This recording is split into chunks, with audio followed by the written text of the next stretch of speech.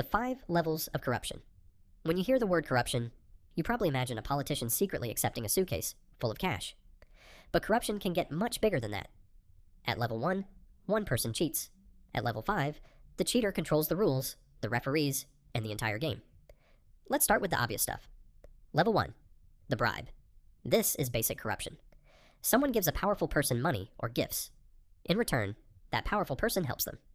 It is basically, at your back, you scratch mine. Except one person is usually holding a bag of cash. A recent example is former U.S. Senator Bob Menendez. Businessmen gave him cash, gold bars, and a luxury car. In return, prosecutors said Menendez used his political power to help them. He was convicted and sentenced to 11 years in prison. This is the easiest level to understand. You pay the politician. The politician does you a favor. Simple. But corruption does not always involve a direct payment. Level 2, helping your friends and family. Level 2 is favoritism. You have power, so you give important jobs or special treatment to people close to you. Not because they are the best choice, because they are your people. In politics, this is usually called nepotism. During Donald Trump's first presidency, his daughter Ivanka Trump became an advisor to the president, while his son-in-law, Jared Kushner, became a senior White House advisor. That does not automatically mean they committed a crime. The problem is that family members received enormous power without being elected. Level 1 is, pay me and I will help you. Level 2 is, you are close to me, so I will help you. Now we get to the version that is much harder to notice. Level 3, buying access.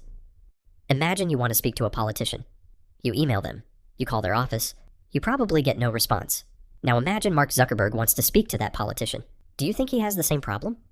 Probably not. At level 3, rich people and giant companies can use money to gain access to powerful decision makers. One major way they do this is through lobbying. Lobbying means paying people to convince the government to support certain laws or policies. Lobbying itself is legal. But here's the problem. Normal people cannot spend millions of dollars getting politicians to listen to them. Companies like Meta can. Meta spent millions of dollars lobbying the federal government as debates over technology and artificial intelligence grew. That is not exactly an equal conversation. Level 3 corruption is difficult to prove because everything may be legal. Nobody needs to hand over a secret envelope. The wealthy person simply gets more meetings, more influence, and more chances to shape the rules. But level 4 is even worse. Level 4, controlling the referee. Imagine a basketball player who is also allowed to manage the referees. Even if that player never openly cheats, something is clearly wrong. That is level 4. A powerful person or company gains influence over the government agency that is supposed to watch them. This is sometimes called regulatory capture. That phrase sounds complicated, but it is simple. The watchdog starts working for the person it is supposed to watch. Elon Musk provides a recent example of why people worry about this. In 2025, Musk worked inside the federal government while also running companies like SpaceX, which had major government contracts. Members of Congress raised concerns that his government role could conflict with his business interests. This does not prove that Musk used his position corruptly. It shows why the situation can be dangerous. His businesses were connected to the government, and at the same time, he was helping change parts of that government. It is like being inspected by someone who also works for you.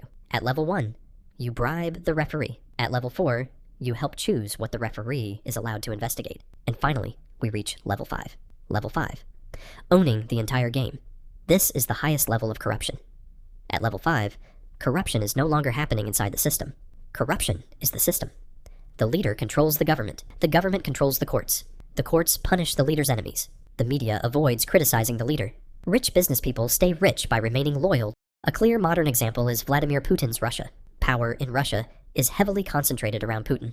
Independent opponents have been suppressed. Major media is controlled, and the courts and security forces largely serve the government. Think of a game of Monopoly. One player owns every property. That same player is also the banker. They control the dice. They can change the rules whenever they start losing, and when you complain, they kick you out of the room. That is level 5. There is no longer anyone powerful enough to fairly investigate the people in charge, and that is how corruption grows. First, someone accepts a bribe, then powerful people begin helping their friends. Then money starts buying access. Then powerful groups gain control over the watchdogs. Finally, one person or group controls almost everything. Corruption rarely appears overnight. It slowly becomes normal.